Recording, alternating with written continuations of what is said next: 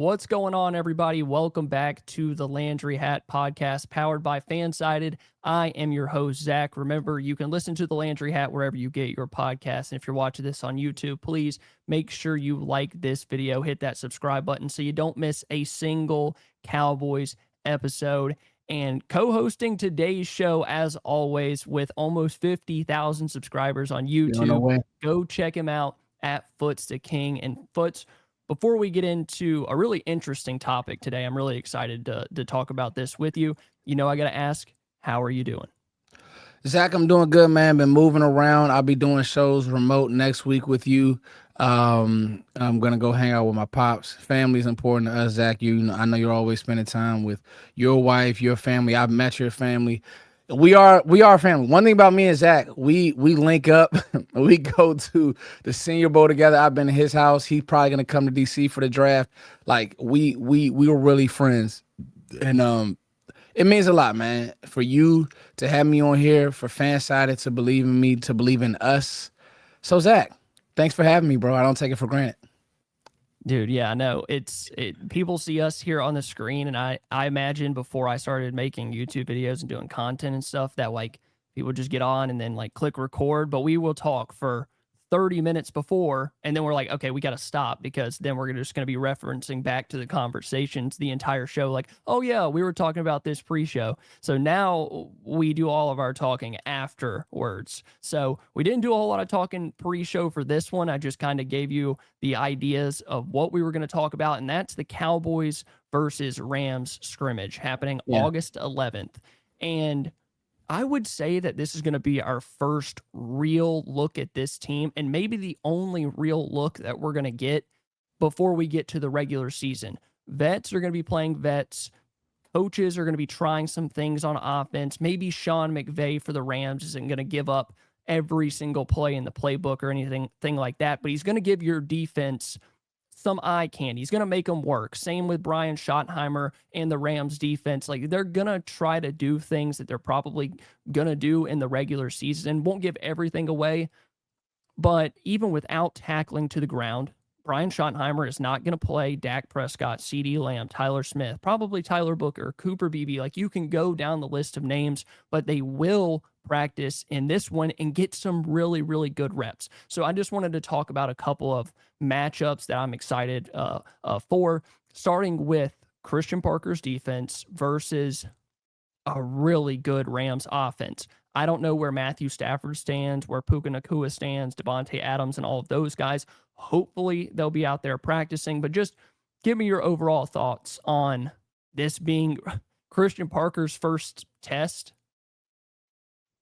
So with this being Christian Parker's first test, let me just say you couldn't go against there's not a better test, right? Like Sean McVay, he's at the leaderboard of new ideas, fresh ideas. He's ahead of the trends. He's the trendsetter when it comes to offensive football. Him and Kyle Shanahan, and obviously McVay coached under his son, Mike Shanahan. I mean, under his dad, Mike Shanahan. They were all on that staff. Him, LaFleur, like just that offensive room, right, Zach? So those guys, they have core beliefs. Well, what are their beliefs, Zach? They want to run the ball. Let's start there. Sean McVay wants to run the ball. So he's going to test you right now to see, okay, how do you guys play double teams? He's the duo king. They'll run duo out of 13. They'll run duo out of 11. They'll run duo out of 12 personnel. They'll eye candy it to death. You'll get Blake Corum. You'll get Kyron Williams. He's going to play with your eyes, but you're going to get gap schemes, duo, counter, all of that stuff. How does Christian Parker adjust? Because, these scrimmages, and even Shoddy said this last year, Zach, it was like, well, it starts off, you just want to keep it vanilla, right? And we played the Rams this year, so you're not going to show too much.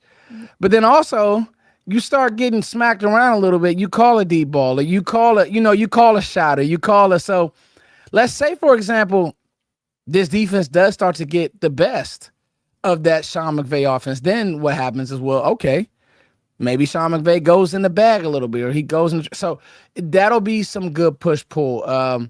That's one that I just want to see. I want to see And Christian Parker is so well spoken. Listening to his press conference, one thing that he said was, "Well, we're not in the line of fire yet, so I don't want to get too carried away with these guys doing it." And you know what? He's absolutely right. How do things look when your back's up against the wall? When you need somebody to make a stop? When these guys have to get themselves out of a rut? When the headset goes off or communication isn't right, and they're working their hardest on communication, right? And everything's going to be controlled here, but for the most part, how do you control your emotions? How do you stay in it? All of those things, we won't be able to see it all in a scrimmage, but I wouldn't want to go up against a better offensive team, because right now the Rams are a top 10 offense and a top 10 defense. Let's just call it what it is. I wouldn't want to go up against a better offensive team. I can't wait to see that battle, Zach. It's a really good one for Christian Parker, because he's one of two things is going to happen. They're going to go out there, and do you remember last year when they had that practice against the Rams and Jimmy G was the quarterback, and we didn't even know if Stafford was going to get to play at all in the regular season. He was having the back issues, and Jimmy G went out there and lit that defense up, the Cowboys defense, and we were all like, well, that doesn't look very good, because the offense and defense of the Cowboys and the Rams will be on one field, and then the opposite will be on the other. And so we'll have like a couple videos coming out from either side. And if you remember last year, the Cowboys offense didn't play that well against the Rams defense either. So we weren't getting a whole lot of videos, and we're like, what's going on with this practice? Whatever. It doesn't mean everything. Cowboys offense didn't have this great day against the Rams defense last year, but they went on to be a really good unit offensive team. And then on the other side, Jimmy G lit them up, and that was just kind of the precursor to what the season was going to look like. So you gotta, it's going to be some push and pull, and I think that's all you can really hope for in a practice like this. It's really good with Matthew Stafford, Sean McVay, Puka Nacua, Devontae Adams. McVay isn't going to show everything, like you said. They'll try to keep it as minimal as possible, but I think you still want to work some things out. And McVay is good enough to show just enough for it to work, but not to give a bunch of stuff away. Motion, condensed formations, play action, and stuff like that. My biggest question is, can it just look different than it did last year? Can they go out there and compete at a different level? I think yes, right? Mm-hmm. I think that they've gotten better at a number of spots. All the moves that they made in free agency, I think they can. So I just wanted to name off a couple of players, and I want to get your thoughts on this as well. Caleb Downs for the Cowboys defense, Caleb Downs, Savone Revel, Kobe Durant, Deron Bland against those receivers. I want to see the cornerbacks. I want to see the cornerback play, especially going against wide receivers, is good. And then Matthew Stafford can put the ball wherever he wants to, but as good as Puka Nacua and Devontae Adams. Wow.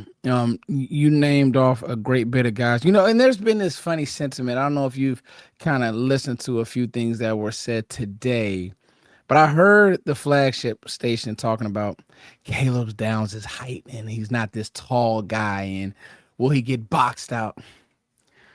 Ladies and gentlemen, this is the part where, if you were with me and Zach since the draft, and we did our top 100, we put our boards together. Zach put it together so lovely.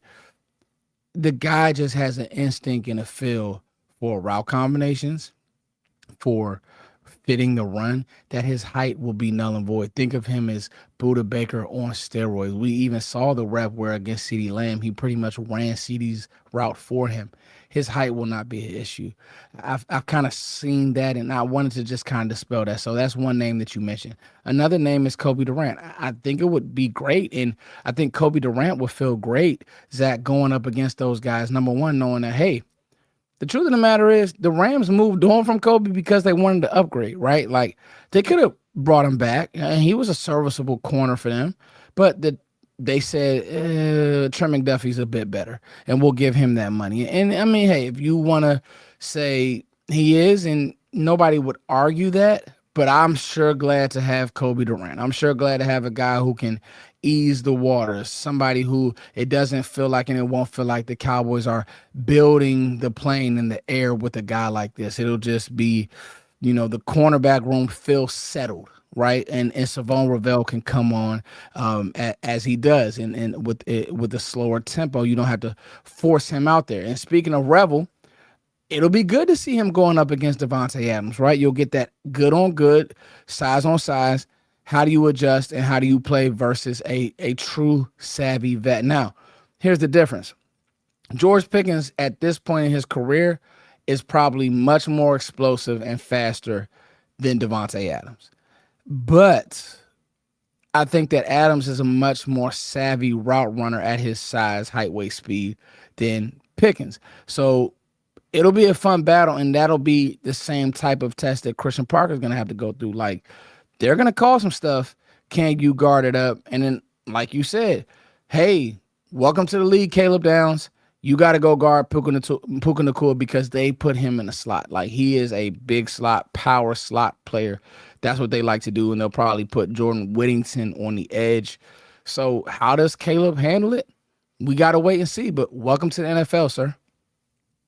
That Rams wide receiver room is a lot of fun because they match up so differently. There's such different kinds of players. Like Puka is physical, yards after catch guy. He can run routes, but he's just got extremely good hands. And I'm not sure there's a better, now Cowboys fans might get mad at this, but a better quarterback to wide receiver duo than Stafford and Nacua. Just absolute madness what they can do. I mean, Puka has been one of the best wide receivers in the league. He came in as a 5th round pick, pretty much took Cooper Kupp's spot. Like, they are so good, and really from these DBs, they just need to compete. Like with Revel, can he limit the defensive pass interference calls? Can he not freak out when the ball is in the air?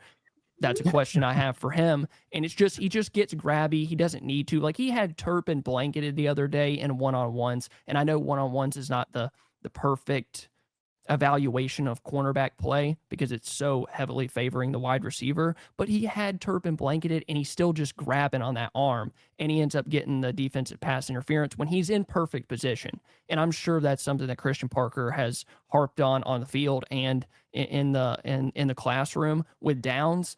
It's going to be this question all year long because we don't really know where are they using him at. How are they lining him up? Lining him up because he's going to be a chess piece, and they're going to use him how they see fit against certain types of offenses. Like what we see against the Rams might be a little bit different than what we see against the Tennessee Titans or the New York Giants or whatever. Kobe Durant, I'm interested if he's starting. Who do they have starting opposite of Bland? Because he did start out. And then Bland just look like a starting NFL corner. Can you look like a starting NFL corner? I think he has so far through camp, like just the way that he's moving. Has he gotten beat? Yes. Has he given up some plays? Yes. Has he made a couple of plays and been in position to make plays? Yes. I think that's as much as you can ask for when a guy is facing. Dude, bless these corners, seriously. Ceedee Lamb and George Pickens, you have to deal with that all throughout camp. And then they're like, hey, by the way, we're going to practice against the Rams, and you're going to have to guard Puka Nacua and Devontae Adams. Like, what a summer. The other part of this team, and you mentioned it a little bit earlier in this video, that we need to be paying attention to, and it's a little hard to really get an idea of the run game, but the Cowboys' run defense, those two guys on the interior with Quinnen Williams, Kenny Clark, Tito Ogbanya, can they slow down that Rams rushing attack? Because it's not going to be the same as a real game, but if you let them get going, they are going to be incredibly hard to stop. So what are they doing in the run game? And I wanted to get your thoughts on that to slow down this Rams offense. And then you add those tight ends. I mean, Higbee and their other tight end, his name escapes me, but they will 13 personnel you. They will wrap those guys through and around the formation. And if you aren't ready and you don't bring your hard hat, they're going to expose you in the run game. So you're absolutely right there. I think that you can see a lot. And that actually might be the matchup that favors the Cowboys. Going into a lot of these matchups, I think that Rams interior is okay. They're not a mauling interior, but they're really well coached. They're good at what they do, which is double teams and getting hip to hip. So how do we play double teams? Is this a Tito Ogbanya coming out party where he's just walking guys back? We've seen that a lot, Zach, where Ogbanya is starting to become the name. Like, I had somebody tell me, like, man, I thought Tito was good. I didn't know he was this good. And it's like, yeah,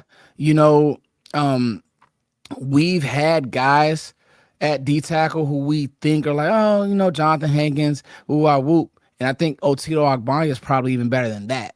And so you add that with a Quentin Williams, you add that with a um um you add that with the Quentin Williams, and you add that with the Kenny Clark, and you're just like, wow, this defensive line looks a certain way. The one who I want to see, and you talk about the run fit, I want to see Domin Ezaraku hold up against these tight ends and these tackles, and how does he look not only getting after the quarterback, but in the run game. Now, he was really good in the run game versus as a rookie. Can he do that again?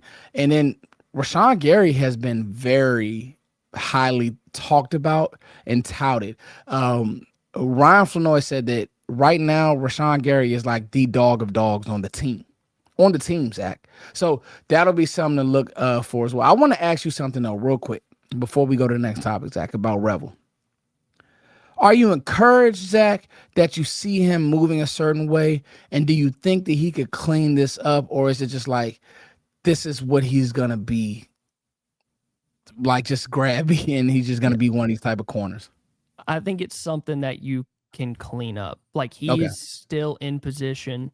He's made a couple of nice plays. Like, that's been the thing. But for every one play you make, or every 2 or 3 plays you make, if you have a defensive pass interference that's 30 yards, 35 yards, it doesn't matter. Like, it's automatically cut out. People move on to the very next play. He's had good plays. And Christian Parker is supposed to be the cornerback whisperer. So I think spending a little bit more time with him, like, they're letting him get up there and play press man. There's been some DPIs called against Revel working against Pickens that I didn't think was a defensive pass interference, but it's one of those things that those refs have been there throughout camp. I just hope it doesn't like follow him throughout the season, because teams are gonna point and be like, hey, what is he, 34, 28, 34? He like watch for that number, because he's going to be grabby when the ball's in the air, and you just don't want that to become an issue. And I think it's honestly a confidence thing. He did not play good last year. He just didn't. Yeah. Regardless of what he was being asked to do. So now every time the ball is in the air, it's like this. I can't let him make a catch. Can't let him make a catch. And it just kind of snowballs into that. But I think it is something that can be cleaned up. Yeah, and it happens with a lot of corners. We've talked about that too, scouting the draft. Like, it's a habit, it's a confidence thing, but it is something I think can be worked out. So that's the Cowboys defense versus the Rams offense. I wanted to flip over to the other side, because when I first thought about it, I was like, this is not that interesting, but it really is that interesting, mainly because of one guy, Myles Garrett.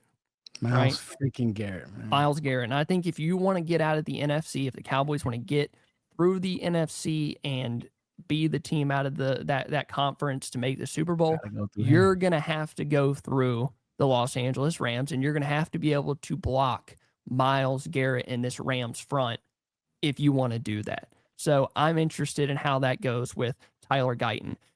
Maybe Nate Thomas gets some snaps at left tackle as well, and you get Nate Thomas versus Myles Garrett and Terrence Steele on the other side. How do they handle that? Does Myles Garrett completely wreck practice?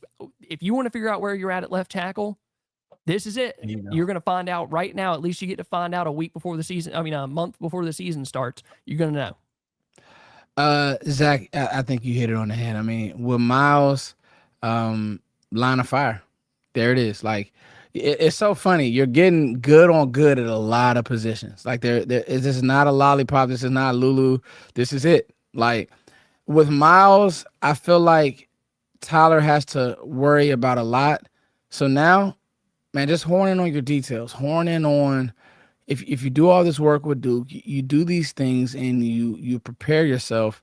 Just go out there and play football. Don't get grabby. Trust your strength. He's looked really good in the strength department. The thing that does scare me with him is the hand placement and lunging. And one thing about Myles, and what makes Myles so good, is that he has the speed to power. He has the bull rush stuff, but he also is like a dancing bear out there with his footwork. He has really good footwork.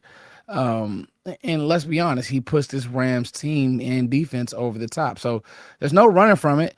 And I think that if he struggles, it's not necessarily the end of the world. It's about how does he struggle. Like, if he's not winning a rep, that's not good. If Dak is getting tagged off on every play, that's not good. If the offense really has to, um, what's the word I'm looking for? Just run all quick game. That's not good because the defense knows that. So wouldn't just be just Miles knowing what's going on. The rest of the defense is jumping passes. Maybe you start making some mistakes, tip balls turn to interception. So all of that said, like Miles and Tyler Guyton is going to be absolute cinema, and he'll lose some reps. You just don't want to see him look like a complete turnstile out there. And I didn't mention him, and I don't think it's going to happen or not happen. I don't think it's going to matter. I don't think he's going to practice. But Aaron Donald tried out for the Rams the other day. Worked out. Yeah, worked out. So I don't think he's going to be in football shape enough to be out there against the Cowboys in 11 on 11 and doing all that stuff. But that is another name to watch. And when I saw that pop up on my phone that they worked him out, my one word tweet was just bruh. Like, why do they need Aaron Donald? Like, come another all pro. Exactly. Hey, at least the Cowboys interior is still really, really good. So we don't have to worry about that. But those tackles have been a big conversation that we've had throughout the entire offseason. And you just want to see Tyler Guyton survive out there. Like you said, don't have a Chaz Green type day. And I think you can get through it and you can still put up a bunch of points because of those two wide receivers on the outside. And this one sounds kind of ridiculous now that I'm saying it out loud, but Ceedee Lamb and George Pickens versus this secondary. We saw these two receivers versus this secondary last year when they played the Chiefs. Trent McDuffie and Jalen Watson were the top two corners, and what happened? It was bad. They got absolutely fried the entire game. Like Trent McDuffie had a terrible day, right? But that is another one that I'm excited to see. We know where Ceedee and Pickens stand amongst NFL wide receivers. Like they are the best duo. I can say that pretty confidently. We know they're going to get work done against the secondary, but it'll still be fun and a good competition because we've been seeing them against the Cowboys corner. So on one field you'll get that test over there, and on this field you'll get to see Ceedee and Pickens working against the Rams secondary. Yeah, that's the one, and it'll be good to see even Flanoy get some work. You know, you said everything that needed to be said about the receivers, Zach. I don't even want to really come behind you and make any more points because you made them all. You made them so eloquently.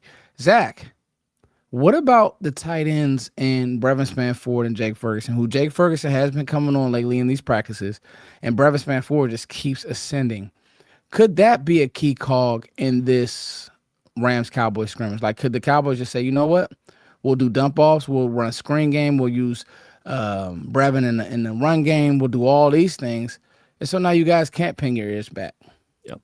And that's what you were talking about earlier with the vanilla and like doing certain things and maybe not showing your entire hand or what you're planning to do during the season.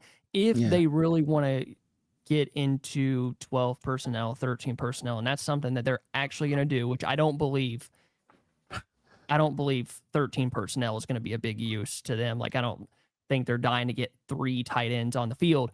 But if that is going to be a part of their offense, they're probably not going to show it that much unless what you said earlier as well with Tyler Guyton, where they're trying to just get these play action, keep it away from Myles Garrett, rolling away from him, trying to maybe a levels concept where Dak can just read and throw to a certain level to guys coming across the field. I want them to. I want to see Brevin Spanford out on the field more. I want to see Jake Ferguson have a better year. I've been impressed with what I've seen from Ferguson so far, but I don't think his issue, other than putting the ball on the ground, has really been like catching the football. Maybe I'm just misremembering a bunch of drops that he had. It's run after catch, and that's something that we can't see in camp. That's kind of been the issue for me, and them actually using him as a legit receiver down the field. Yeah, and even in the red zone, I mean, the thing with Ferg is he's not a great blocker, and he kind of lost his grit after the catch, like you just said, and it was the penalties and the fumbles. Like you have more than 3 fumbles in a season, fans start to look at you like you're not focused. It's what it is. You're not paid to put the ball on the ground. So I think that's where a lot of the angst comes from, Zach. But to your point, if he can just get a little bit of that juice back, just a little bit of that juice back, I think that your offense will be unlocked again. And I want to give you like 3 or 4 names Okay. and guys that I was just interested in for positional battles or just like what we need to know before we get into the season. So just give me like a short your thoughts on this guy and what you want to see from him in this practice. Okay. Devin Moore. Very interested to see how he uses his length. I like his battles with CD. I like his swagger and I like his confidence. That's what I would have said. A younger corner. Like he's been playing confident against CD and those Yeah. guys. Like he was talking trash to him. Now you're going to be going against different wide receivers that are still like elite if he gets some work against Puka and Devontae Adams. But even then, like just getting to work against some different receivers, I'm interested in Devin Moore as well. DeMarvion Overshown. Man, it's been a funny sentiment about him throughout the community, and I don't really like it. People aren't using common sense. And if he loses a rep, we kind of poo-poo the guy. Let DeMarvin Overshown get out there and run around and make plays and run to the quarterback and run to the ball carrier. I feel great about him. I feel like he's doing good. I think that him and Barham and Winters is starting to look like it could be a three-headed monster, and I'm okay with that. I'm so okay with that, Zach. This isn't always about a competition about who versus who. Let's just get the best guys on the field and let them play football. You're going to get a lot of play action. You're going to get a lot of misdirection. Watch those linebackers. Let's see where they're at, because we've seen some good things from them, but we need to see it against really good offenses, especially when we get into the regular season, because they struggle terribly at linebacker reading, reacting, and that's like my biggest concern right now is that we're going to see something like that. But I believe in an Overshown, and hopefully Barham can get out there from his injury. I would love it. And I would love to see him practice against this Sean McVay offense. And then I'll just give you 3. And this isn't a player, but this is just like a situation, an important situation that we're going to get to see. 3rd down for the offense, for the defense, but really for the Cowboys defense. Really good, what is Christian Parker dialing up to get this team off the field? So I'm so glad. Yeah, you came with some heat today, my boy. D Winters, Zach. Listen to him talk. I feel like he kind of let a cat out the bag. You know what he said? He said, I love the way Christian Parker dials up these blitzes. Now, one thing about Vic Fangio and his vibe is, okay, Vic, you know that is going to look one way pre-snap, then he's going to jump into something else post-snap. He may send like a 5-man pressure or a 6, but he's not going to be a guy that's bringing the house. You're not getting the double-A stuff with Mike Zimmer and all like that. What if Christian Parker is a little bit more blitz heavy with Caleb and D Winters and guys who can run and let them do that? So it'll be interesting to see down and distance what we get, Zach, and how we play certain things. And I think that's why he wanted such versatile guys that can line up anywhere, because you saw it with Barham. He moved Barham to the outside like he was going to rush off the edge. He took about 2 or 3 steps. Then he drops back into coverage. And I forgot what was happening on the other side of the field, but it's like Barham can blitz from 4 or 5 yards off the ball and get home like that. We saw it with Shamar James, who he got past some running back and got into the backfield, and that's what the Kobe Durant pick was from. Like just dialing it up on 3rd down, getting off the field, red zone and stuff like that. And I'm interested to see what Parker does to confuse Stafford at least a little bit in these practices post snap.